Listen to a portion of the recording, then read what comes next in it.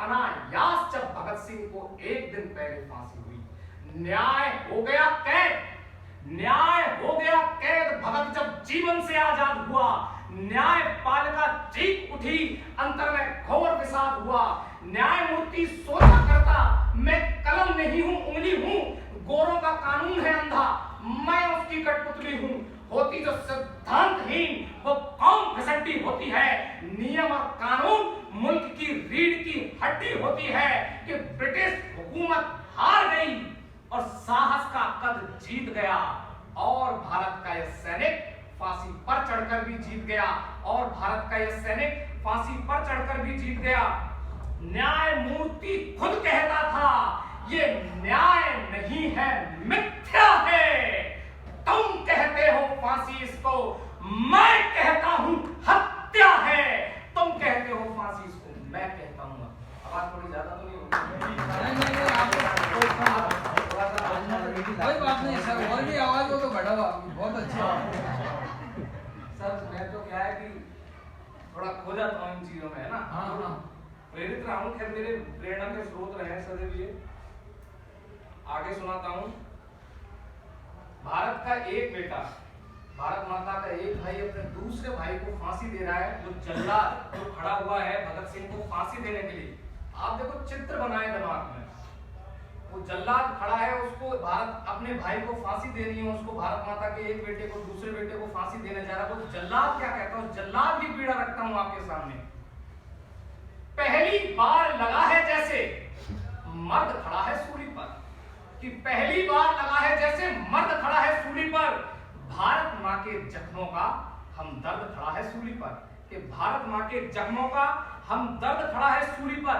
कि कैसी कठिन परीक्षा है, कि कैसी कठिन परीक्षा है, कैसे फर्ज निभाऊं मैं। उसे अपने कर्तव्य का निर्वहन तो करना ही है, लेकिन वो कैसे संतुष्टि देता है कि कैसी कठिन परीक्षा है, कैसे फर्ज निभाऊं मैं।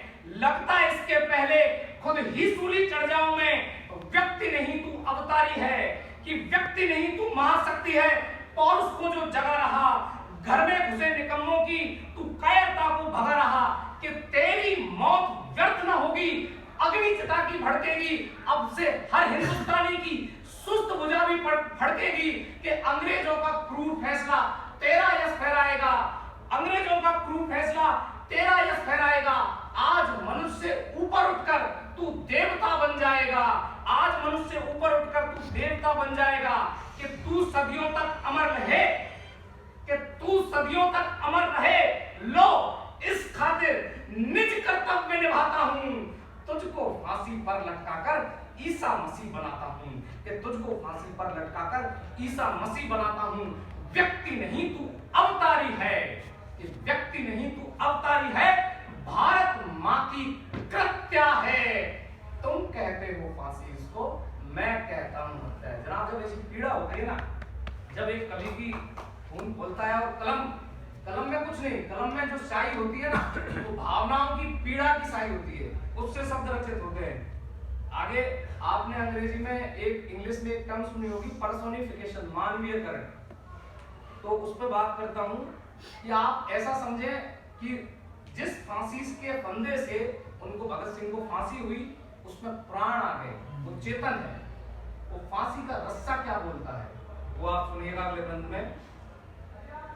ज्यों ही छुआ भगत ने रस्सा, ज्यों ही छुआ भगत ने रस्सा, ज्यों होठों के निकट गया। चूमा था भगत सिंह ने, उस रस्से को चूमा था, आपको सबको पता है। कि ज्यों ही छुआ भगत ने रस्सा, ज्यों होठों के निकट गया, फूट फूट कर रोया रस्सा और गले से लिपट गया। कि फूट फूट कर रोया रस्सा और गले से लिपट गया।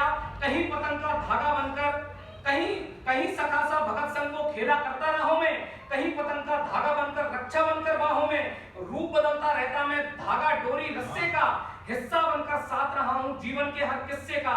राखी बनकर आया एक दिन और बहन का प्यार बना। कि राखी बनकर आया एक दिन और बहन का प्यार बना। एक दिन रक्षा पर्व बना था, आज मरण त्योहार बना।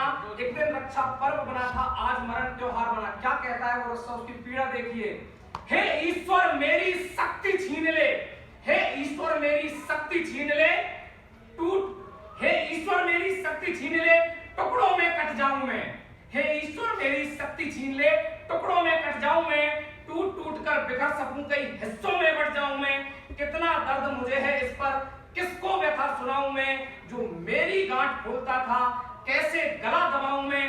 भारत माँ का सच्चा बेटा, तन मन से जो सत्या है, तुम कहते हो फांसी, इसको मैं कहता हूं हत्या।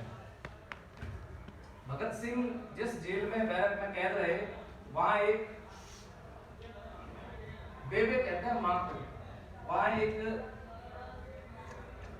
जो काम करने वाली एक स्त्री थी, साफ सफाई करने वाली, वो काम करती थी। भगत सिंह को फांसी दी जाने वाली थी, तो लास्ट के एक दिन पहले उसने बोला कि बेबे कि ऐसा कहते हैं कि जाने से पहले अपने माँ बाप के हाथों से निवाला मिल जाए तो मोक्ष प्राप्त हो जाता है, तो बेबे आप अपने हाथों से मुझे खाना खिला दो।